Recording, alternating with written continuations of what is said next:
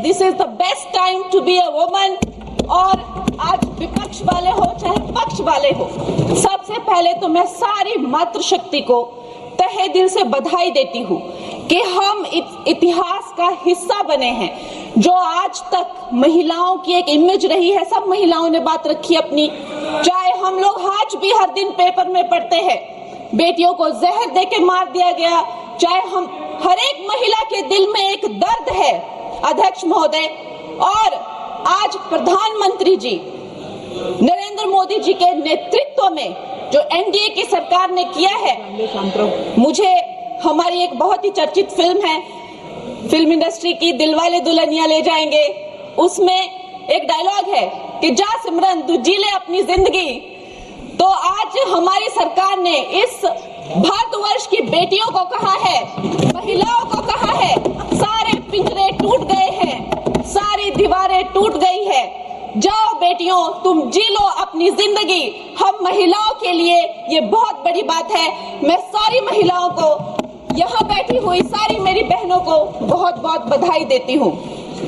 अध्यक्ष महोदय, भारत की बेटी वैदिक काल में जब दृष्टा बनी, दर्शनी बनी, विदुषी बनी, तो वो गार्गी और मैत्री बनी।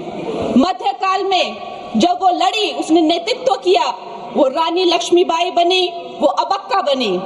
अध्यात्म में जब भारत की बेटी ने परचम उठाया, परचम पाया, तो वो मीराबाई बनी, अक्का महादेवी बनी। आज भी हमारे भारत की बेटियां जो है हर क्षेत्र में, चाहे वो डिफेंस हो, चाहे वो स्पोर्ट्स हो, फिल्म इंडस्ट्री हो, चाहे वो मंगल मिशन हो, कोई भी ऐसा क्षेत्र नहीं है जिसमें वो भारत का नाम ऊंचा नहीं कर रही हो। लेकिन ये जो राजनीति का एक क्षेत्र है, वही एकमात्र ऐसा क्षेत्र है अध्यक्ष महोदय जी, जहां पर हमारा देश पूरे विश्व के साथ कदम से कदम मिलाकर नहीं चल पा रहा है। मैं हिमाचल प्रदेश का उदाहरण देती हूँ। हमारे पास 68 एमएलएज हैं, लेकिन सिर्फ एक महिला एमएलए है, सिर्फ एक। लेकिन बाकी देश भी इसी तरह की जो है, चाहे 8%, 9% का वेमेन इंक्लूजन, अरे मेरे को प्लीज वुमेन्स बिल पे बोलने दीजिए ना। तो अभी पूरे देश की जो असेंबली का है यही रेट चल रहा है। और ये जो दर है, इसकी जो औसताना दर है वो 9% to 8% है लोकसभा में, जबकि हमें 13% तक पहुंचे हैं। लेकिन ये वैश्विक दर दूर दूर तक कहीं वो वैश्विक दर के नजदीक नहीं है।